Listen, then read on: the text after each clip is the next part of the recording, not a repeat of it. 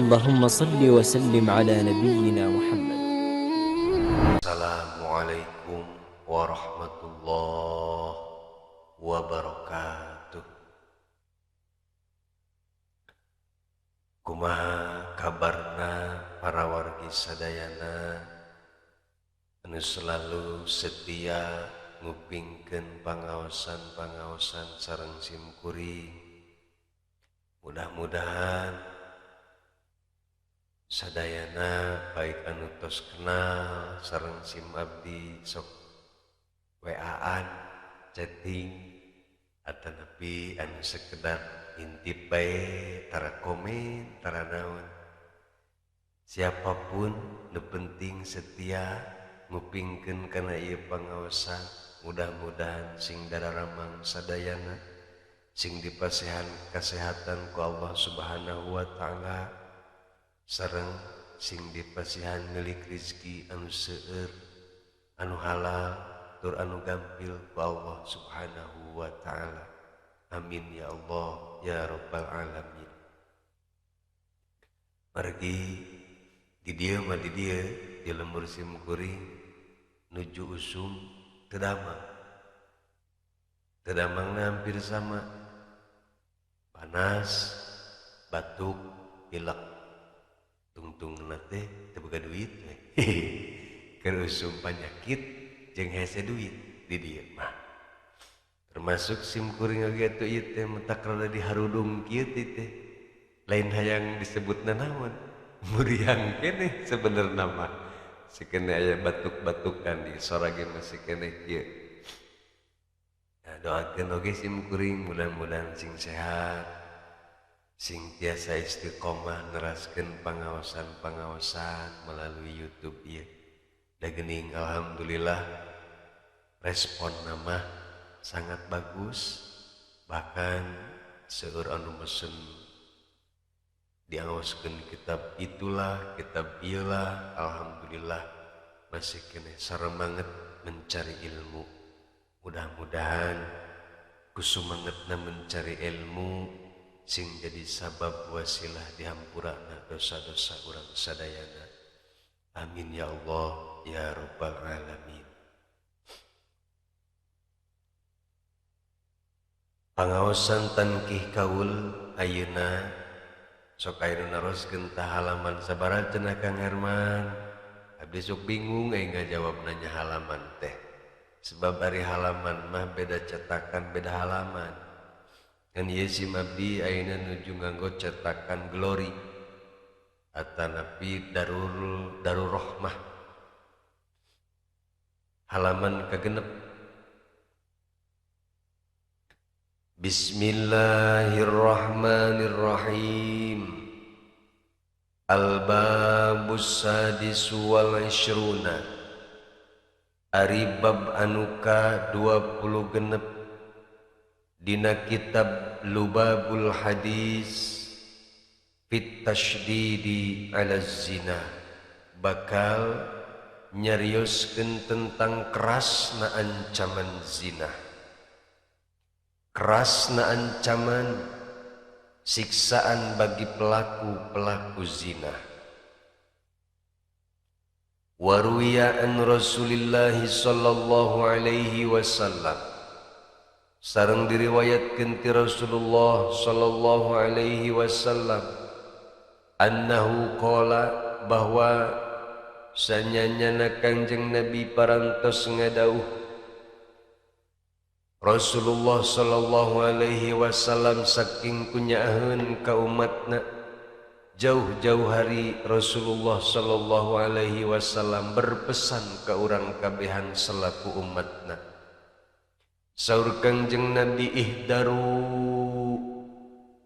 araranjeun kudu waspada, araranjeun kudu hati-hati, araranjeun kudu sieun az-zina, tina perbuatan zina.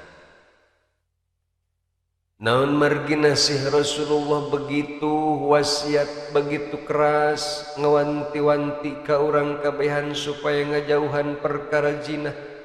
Fa inna fihi sitta hisalin, sebab dina perbuatan zina bakal aya genep rupa siksaan. Salah satun fid dunya, tilu siksaan bakal dirasakeun di alam dunia keneh. Teu kudu ngadaguan yaumul jaza, akhirat teh di dunia na keneh bakal karasa ku jalma-jalma tukang zina. Naudzubillah min dzalik. Wasalasatun fil akhirah, jeung tilu siksaan anu bakal ditibakeun ka jalma-jalma tukang zina. Mana siksaan anu bakal dirasakeun di alam dunia? Fa ammal lati fid dunya, maka adapun ari siksaan anu bakal dirasakeun di alam dunia, hiji yunkisur rizqa, bakal dikurangan rizkina, wa yudhibul barokata, sareng bakal dicabut kabarokahanana ti jalma tukang ngalaksanakeun jinah lamun henteu taubat.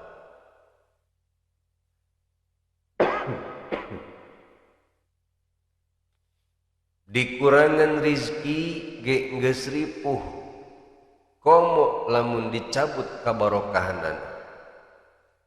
Rizki sanajan seueur upami teu aya kabarokahan ripuh, komo keur mah saeutik jah teu barokah. Ya Allah, rek naon araheunana? Kenikmatan zina anu hanya sesaat ternyata bakal membawa kesengsaraan dunia akhirat. Iyalah anu harus dipikirkeun ku urang kabehan resikona. Nomor kedua na, wa idza kharajat ruhuhu, sareng ketika keluar ruhna tina jasadna maut teh ngaranna tuhzabu anillahi, bakal dihisab dihijab, bakal dihalangan tina rahmat Allah. Ketika orang ngelepaskeun nyawa, papisah ruh jeung raga urang, ninggalkeun alam dunia, urang jauh jeung rahmat Allah. Masya Allah. Bahkan dina kitab Daqaiqul Akhbar, alhamdulillah tos tamat tadina channel Kang Herman, dijelaskeun betapa ripuhna jelema anu sakaratul maut.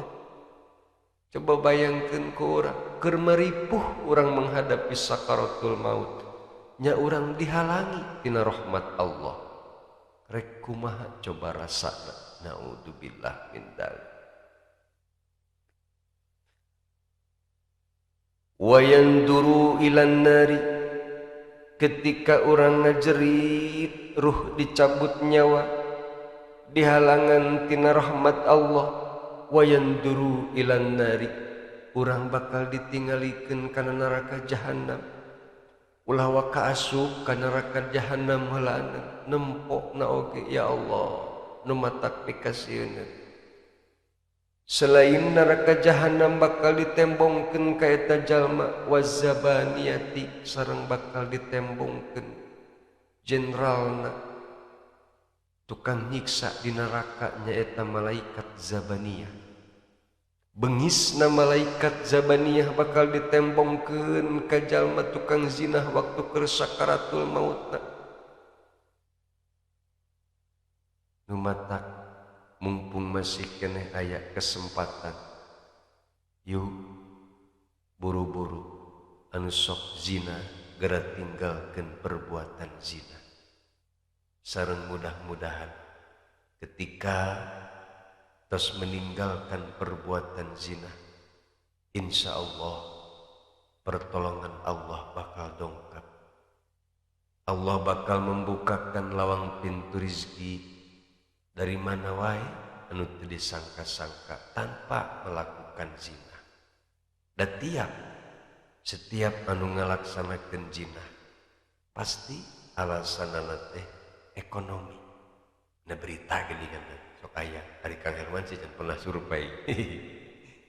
Sok na berita paribasa alasan ekonomi lebih ka terlibat dalam dunia perzinahan.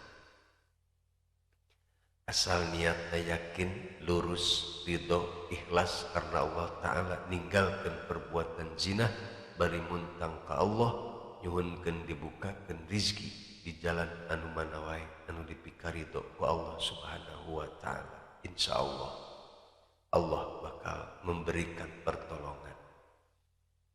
Atuh urang anu insyaallah can pernah ngelakukeun zina, jeung mudah-mudahan diraksa ku Allah selamana henteu ngalakukeun zina. Mudah-mudahan sing selamana diraksa ku Allah dina perbuatan-perbuatan maksiat, supaya orang bisa balik menghadap ke Allah dengan selamat. Amin ya Allah ya rabbal alamin.